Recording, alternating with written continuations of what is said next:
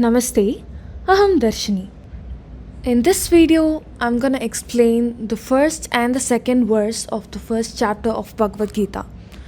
But before jumping right into the shlokas, let me give you a small introduction to the first chapter of Bhagavad Gita. The name of this chapter is Arjuna Vishada Yoga, and it consists of 47 shlokas in total.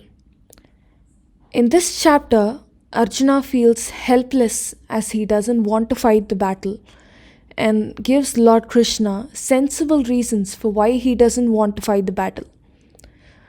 Two crucial, important reasons that he gives are: point number one, those who are standing against me in this battle are my own relatives, friends and teachers, Krishna. How can I fight them? This is the first reason that Arjuna gives Krishna for not fighting the battle. The second reason is that even if I win this war and conquer the kingdom, it is not gonna give me any happiness, as I won this war by killing all my own relatives, friends and teachers, which is again going to be an unforgivable sin. So these are the two important reasons that Arjuna gives Krishna for not fighting this battle in this chapter. Now let's jump right into the shlokas. Om Shri Paramatmane Namaha Atha Prathamodhyayah Arjuna Vishada Yogaha Dhritarashtra Uvacha Dharmakshetre Kurukshetre Samavetaayuyutsavah Mamakav Pandavaschaiva Kimakurvata Sanjaya. So this is the first shloka in the first chapter of Bhagavad Gita. In this shloka, the two armies, the Pandavas and the Kauravas, had gathered on the battlefield of Kurukshetra, well prepared to fight a battle that's inevitable now. King Dhritarashtra, the blind king, asks Sanjaya what his sons and his brother Pandu's sons were doing at the battlefield. Wait, what? It's apparent that they are going to fight. Then why did the king ask such a question? The blind king Dhritarashtra's fondness for his own sons has clouded his wisdom and deviated him from the path of virtues. He had an usurped kingdom of Hastinapura from the rightful heirs, the Pandavas, the sons of his brother Pandu. Feeling guilty of the injustice that he had done towards his nephews, his conscience worried him about the outcome of this battle. The words Dharmakshetre, the land of Dharma, virtuous conduct, used by Dhritarashtra, depict the dilemma that he was experiencing in his mind. Kurukshetra is described as Kurukshetram Deva Yajnam in the Satapat Brahman, which is the Vedic textbook that details about rituals. Hence, it was regarded that Kurukshetra is a sacred land nourished with dharma. It is a sacrificial arena of celestial gods. Though King Dhritarashtra was uncertain of the consequences of this war, yet he desired to determine the fate of his sons. Therefore, he asks Sanjaya about the activities of two armies in the battleground. So this is the meaning of the first shloka of the first chapter of Bhagavad Gita. Now let's move on to the second shloka. Sanjaya Uvacha Drishtva tu Pandavanikam Vyudham Duryodhanastata Acharyamupasangamya Raja Vachanam Abhravit. In this shloka, Sanjaya understands Dhritarashtra's concern and he tries to allay his worry by informing that the Pandava army was standing in a military formation ready for the battle.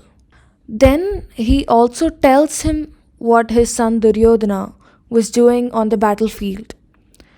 As King Dhritarashtra was blind, his eldest son Duryodhana virtually ruled the kingdom of Hastinapura. In the Mahabharata, he was described as very rude, egoistic, evil, and cruel by nature. Since his childhood, he had a strong dislike for the Pandavas, and he left no opportunity to demean them behind. He was very well aware that to rule over the entire kingdom of Hastinapura without any hiccups and problems, he needed to eliminate the Pandavas.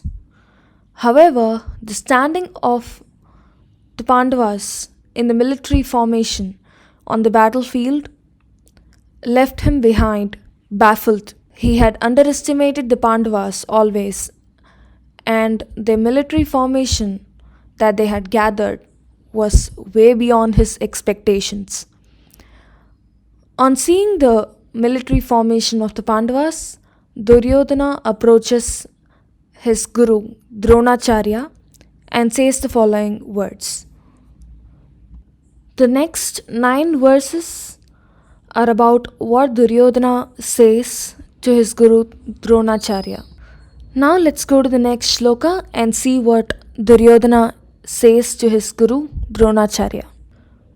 Pashyaitam Panduputranam Acharya Mahatim Chamom Vyudham Drupada Putrena Tava Shishyena Dhimata.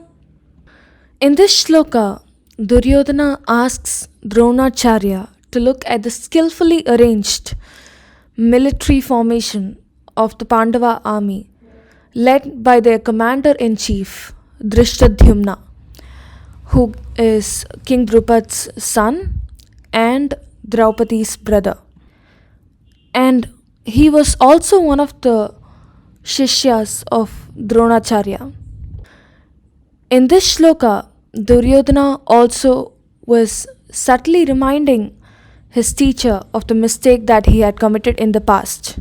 Many years ago, Dronacharya, along with the Pandavas, had defeated King Drupada in a battle and took away half of his kingdom, leaving the king behind with the other half, which he was allowed to rule. On this defeat, King Drupada performed a sacrifice to get a son with a boon that he could kill Dronacharya in the future for revenge.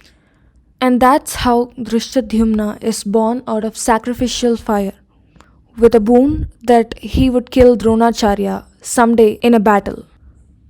Even after being aware that Drishtadyumna was born with a boon to kill Dronacharya someday in a battle, he humbly accepted and imparted all his knowledge without any partiality to Drishtadyumna, accepting him as one of his very own Shishyas. In this shloka, Duryodhana reminds Dronacharya that even though Drishtadyumna was his very own Shishya, he was also his enemy's son, and he was born with a boon to kill Dronacharya. Duryodhana wants to ensure that Dronacharya is not lenient towards Drishtadyumna as he was in the past, as they were in the battlefield now. So this is how Duryodhana starts a conversation with his guru Dronacharya in the battlefield on seeing the military formation that is put front by the Pandavas. Let's see what all he says to his guru Dronacharya in the upcoming verses in the next videos. Thank you. Dhanyavadaha.